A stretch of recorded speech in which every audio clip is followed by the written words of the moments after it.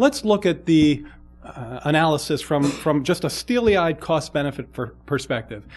Forget about kids as kids for a second, and the morality and the ethics that were invoked by both the report and Marion's comments, and think about them as inputs into a production function.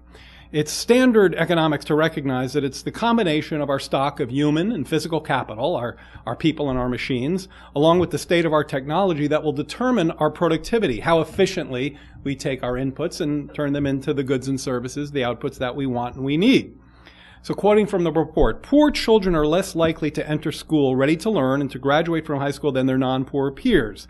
Children who were poor for half their childhood were nearly 90% more likely to enter their 20s without completing high school than those who've never been poor, and the younger they were, the worse those outcomes were. The lost productivity and extra health and crime costs stemming from child poverty add up to roughly $500 billion a year. It's about 4% of GDP. Eliminating child poverty between the prenatal years and age 5 would increase lifetime earnings between about $50,000 and $100,000 per child, for a lifetime benefit of $20 to $36 billion for all babies born in a given year. And we can never measure the countless innovations and discoveries that did not occur because children's potentials were stunted by poverty. All of the programs that were mentioned in terms of the policies to actually accomplish the goal of a 60% reduction in child poverty, so minimum wage, EITC, CTC, subsidized jobs, you'll see it in the report. Not only do these programs help ensure children are fed and housed, federal safety net programs like the EITC, food stamps, are investment that improve children's long-term outcomes.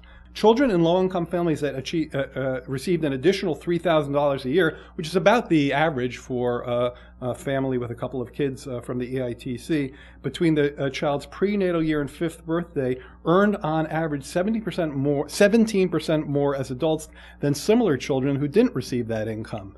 The safety net programs that we've always thought of as consumption, that have been often derided by their opponents as simply filling the belly but doing nothing for the soul, that's not correct. That's not substantiated. In fact, it's contradicted by high-quality longitudinal research following people over time, finding that these are investments with predictable outcomes that, again, wouldn't surprise you if you've lived in the real world. I don't think there's anything in this report, in these suggested policy ideas, that something brand new and shiny and particularly adventurous if you're a policymaker who is pretty conservative about trying anything new.